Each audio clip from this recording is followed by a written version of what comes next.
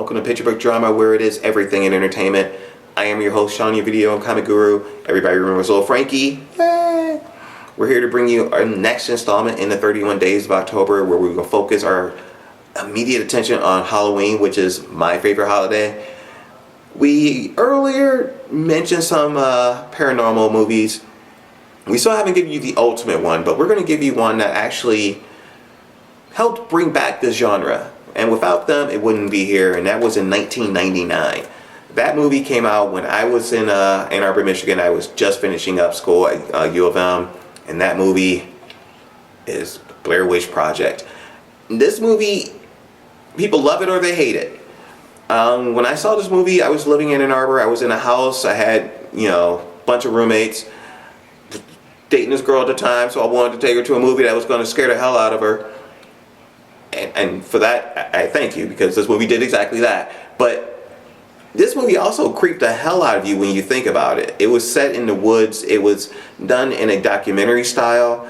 It was actually atmospheric in a way that actually took you out of everything else. It didn't give you that familiar surrounding where you knew you're going to run into the sheriff or, just a random person. Here, if you ran into anybody, it was your ass. You were dead. I really enjoyed the way that they set this up. It made it seem like it was real. We knew it wasn't, because they're not going to show you a snuff film on the live screen, we hope. But what it did was it set an atmosphere without any blood, without any music. It was actually just set where you were hearing the three documentaries. Is that a word? Let me know. But it was one girl and two guys, and they were basically in search of the Blair Witch. So it was them starting off in a small town where they were trying to get the information about the Blair Witch and setting off into the woods to see if they could find any evidence that supported it. And, well, they never ended up coming back.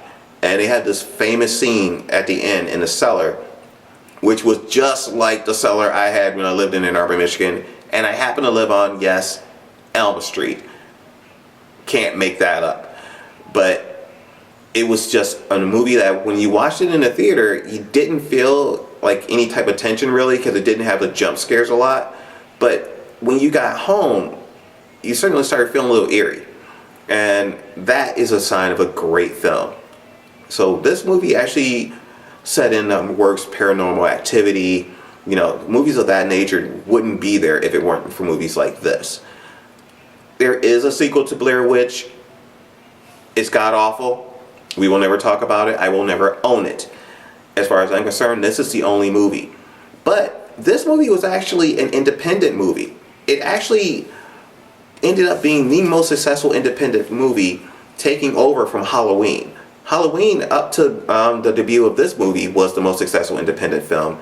Blair Witch knocked that one out the park. I think it tripled the budget that Halloween had. I think Halloween ended up making about $5 million. This made over 15. So, that shows you how much love this movie got. Let me know what you guys think. Where were you when you watched this, and did it give you any type of jumps?